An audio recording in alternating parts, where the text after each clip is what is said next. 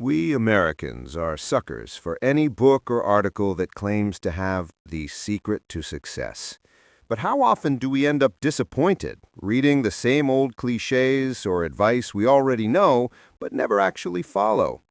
Most autobiographies of famous, successful people aren't very inspiring because they feel inhuman and out of reach. We're busy looking for some magic bullet to make us rich and successful, but the real deal is right in front of us if we just notice it. A hidden gem we walk past every day. That gem is the interesting, human, and brilliantly told story of one of the smartest and most influential people in American history, and maybe in world history. Benjamin Franklin's autobiography doesn't offer a cookie-cutter formula for success. Instead, it offers you the chance to hang out with a real flesh-and-blood guy with an extraordinary mind. His daily life and way of thinking can help us face our own challenges, much like having a wise, strong friend to look up to. As you get drawn into the story, you absorb the life experiences that built his strong and helpful character. What makes Franklin's autobiography so different from other stories about great men is how human it is. Franklin said he wrote it for his family, to show them how he climbed from poverty and obscurity to fame and fortune. He doesn't shy away from mentioning his big achievements, but it's just part of the story, and when he sounds a bit vain, it feels honest and in character. There's nothing impossible about his methods. When young people read this story, they're often surprised to find that Franklin struggled with the same daily problems and temptations they do. It helps you stop feeling so discouraged about your own shortcomings and failures. Beyond that, the autobiography is a must-read for young Americans because it connects you with one of the most important figures in our history. Franklin's life is crucial because he was a key player in winning America's independence and building it into a nation. He and George Washington were the two biggest heroes of the Revolution. While Washington was the heart of the fight in the colonies, Franklin was its best advocate overseas. Thanks to his brilliant arguments and sharp wit, he made America's case perfectly in England and France. And it was his personality, diplomacy, and writing that secured the foreign alliances and funding that Washington needed to win.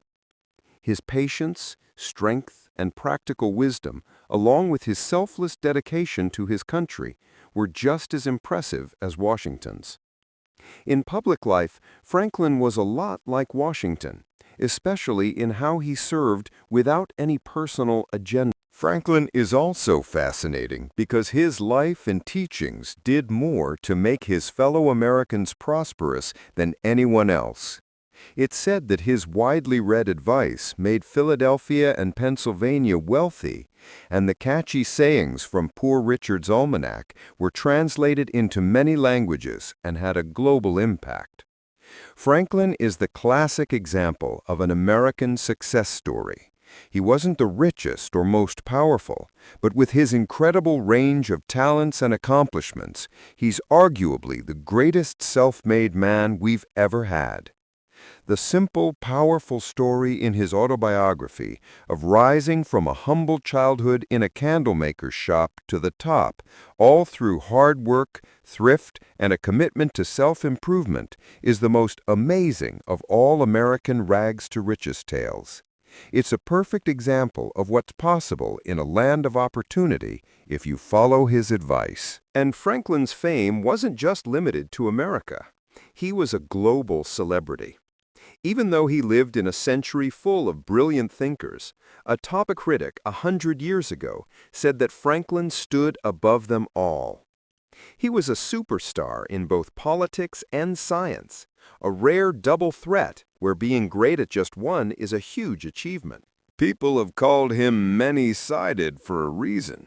He was a rock star in science, public service, diplomacy, and writing. He was basically the Edison of his day, turning his scientific discoveries into practical things to help people. He proved lightning was electricity and invented the lightning rod, He invented the Franklin stove, which is still used today, and refused to patent it so everyone could benefit. He was incredibly savvy in business. Thomas Carlyle called him the father of all the Yankees. He started a fire company, helped establish a hospital, and improved street cleaning and lighting. He was a pioneer in journalism, founded the American Philosophical Society, the first public library in Philadelphia, and the University of Pennsylvania.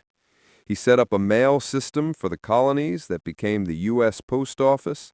A famous historian called him the greatest diplomat of his century.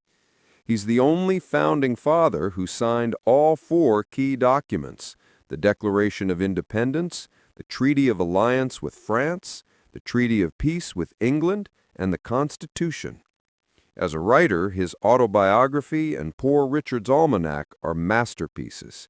He got honorary degrees from Harvard, Yale, and Oxford, and was a member of the top scientific societies in England and France. Studying the autobiography is also great for improving your own writing. If you want to learn how to express your ideas clearly, powerfully, and engagingly, you can't do better than to study Franklin's style. His fame as a scientist was just as much about his simple, honest way of explaining his discoveries as it was about the discoveries themselves.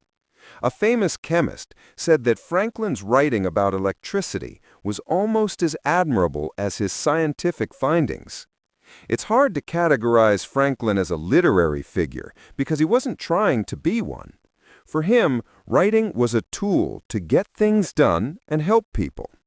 But his success as a scientist, statesman, and diplomat was largely thanks to his skill as a writer. His letters charmed everyone. His political arguments thrilled his allies and terrified his opponents. He explained his scientific discoveries in language so simple and clear that anyone, from a farmhand to a nobleman, could understand him. When it comes to American literature, Franklin was in a league of his own at the time. Before him, the only major work was a dense church history. Franklin was the first American author to become a big, lasting star in Europe. His works are still known worldwide. He should also be remembered as America's first great humorist. In the 18th century, English writing was evolving. Franklin's simple and energetic style is similar to early writers like Daniel Defoe. He was basically a journalist at heart, with a punchy, direct style full of wit and satire. But unlike his English contemporaries, Franklin wasn't a professional author. He didn't write fiction. He just happened to develop a remarkable writing style while telling people the secrets to his own success and usefulness, resulting in the best autobiography ever written, The Story Behind the Book. The story of how the autobiography was written and what happened to the original manuscript is a wild tale in itself. For starters, the book is unfinished. The first part, written as a letter to his son, wasn't meant to be published, so it's more personal and casual. The rest he wrote knowing it would be for the public. The whole thing feels very natural and unedited. In fact, his grandson, William Temple Franklin, later edited the work and cleaned up some phrases he thought were too vulgar. Franklin started writing it in 1771 while visiting a friend in England. He brought the manuscript, which went up to the year 1731, back to Philadelphia in 1775. He left it there with his other papers when he went to France, and it vanished during the chaos of the Revolution. A friend found 23 pages of it and sent a copy to Franklin in Paris, begging him to finish the story. Franklin picked it up again in 1784, but was soon interrupted. He didn't get back to it until 1788 in Philadelphia. By then he was old, sick, and still working in public service, so it was slow going.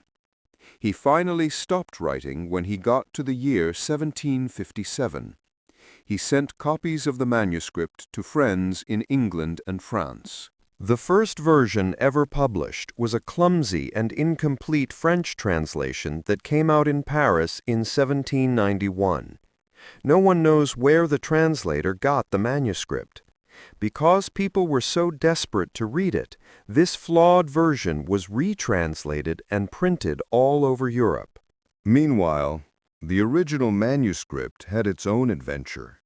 Franklin left it to his grandson, William Temple Franklin. When the grandson published his collection of Franklin's works in 1817, he traded the precious original manuscript for a cleaner copy he thought would be easier for the printers to read. Because of this trade, the original manuscript ended up with the French family for decades. Finally, in 1867, the U.S. minister to France, John Bigelow, bought it. When Bigelow examined his purchase, he was shocked to discover that the version everyone had been reading for years was a heavily edited and incomplete text. He found that Franklin's grandson had made over 1,200 changes. So, in 1868, Bigelow published the first-ever authentic edition of Franklin's Autobiography, corrected directly from the original manuscript. The text in this book is based on Bigelow's accurate edition. The autobiography has been reprinted hundreds of times and translated into every European language. It's never gone out of style. The reason for its lasting popularity is simple. In this book, a remarkable man told the story of his remarkable life in a remarkable way. He had hard-won common sense and a practical grasp on the art of living. He knew how to tell a story with the perfect instinct of a great journalist. His success is also due to his plain, clear, and powerful English. He was one of the greatest conversationalists of his time, and his book reads exactly like you're sitting in a room listening to him tell his incredible life story himself.